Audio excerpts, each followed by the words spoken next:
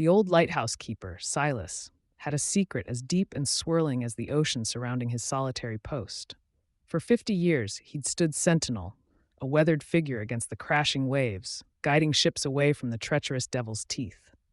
But the light he shone for others was a stark contrast to the darkness he kept hidden within himself.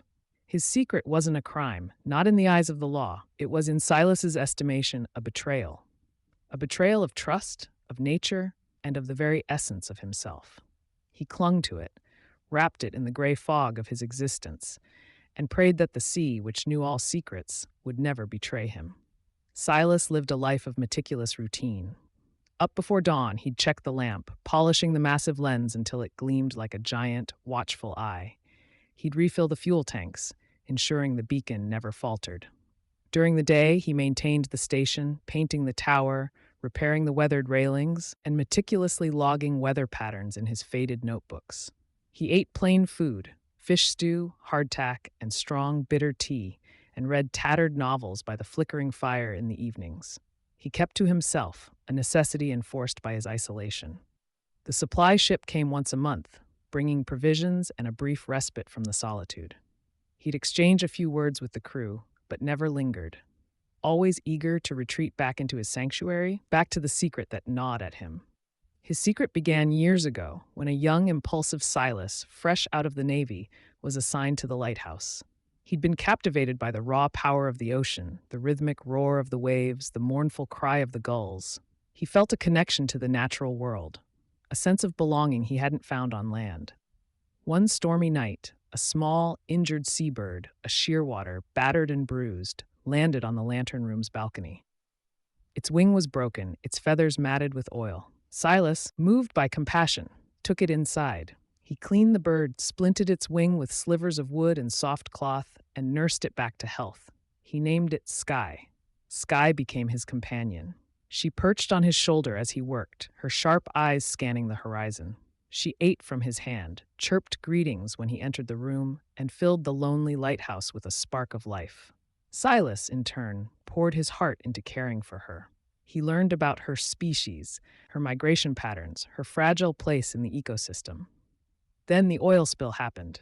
A tanker, caught in a rogue wave, ruptured its hull, unleashing a black, viscous tide that choked the coastline. Birds, seals, fish, all suffered. The stench of crude hung heavy in the air. Silas was horrified. He witnessed firsthand the devastating impact of human negligence on the delicate balance of nature. He cleaned up the oil-soaked beaches around the lighthouse, rescued trapped creatures, and raged against the faceless corporation responsible. But the oil seeped deeper than the surface. It seeped into his soul.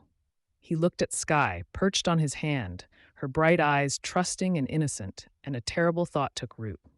He knew the local wildlife rehabilitation center was overwhelmed. They were struggling to cope with the sheer number of affected animals. Resources were scarce, and euthanasia was often the only option for severely injured creatures. Silas convinced himself he was being pragmatic. He had witnessed Sky's resilience, her will to live. He knew he could care for her better than anyone else. He rationalized that letting her back into the wild, into that poisoned environment, would be a death sentence. So he kept her. He clipped her wings, just enough to prevent her from flying away, and fashioned a makeshift aviary on the sheltered side of the lighthouse. He told himself it was for her own good, that he was protecting her. He convinced himself that she was happy, that she didn't miss the vast expanse of the sky, the migrating flocks, the endless horizon. But he knew he was lying. He saw the longing in her eyes, the restless pacing in her aviary, the occasional frustrated cries that echoed in the empty tower. He knew he had stolen her freedom, and that was his secret. He was a jailer, not a savior. He had prioritized his own loneliness, his own need for companionship, over the inherent right of a wild creature to live free. Years turned into decades. Sky grew old, her feathers losing their luster, her movements becoming slower. Silas aged alongside her, his hair turning white as sea foam, his face etched with the lines of guilt and regret. He continued his meticulous routine, but the joy had gone out of it. The lighthouse felt less like a sanctuary and more like a prison, both for Sky and for himself. He would often sit by her aviary, watching her, a silent apology hanging in the air. One day, Silas found Skye lying still in her aviary. She was gone. He buried her on the small, windswept island, marking her grave with a simple stone inscribed with her name.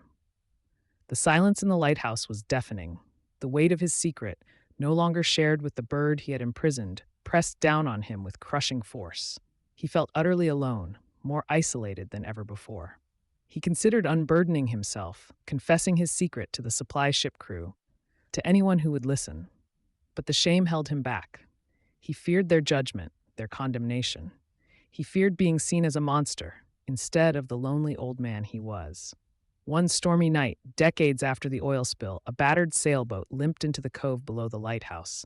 Its mast was broken, its sails torn. Silas, despite the raging storm, launched his small boat and rescued the lone sailor. The sailor, a young woman named Maya, was a marine biologist studying the long-term effects of oil spills on seabird populations. She was passionate, dedicated, and fiercely protective of the natural world.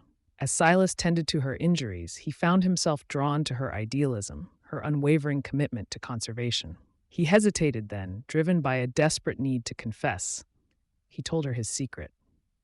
He told her about Skye, about the oil spill, about his decision to clip her wings and keep her captive. He spared no detail, laying bare his guilt and his remorse.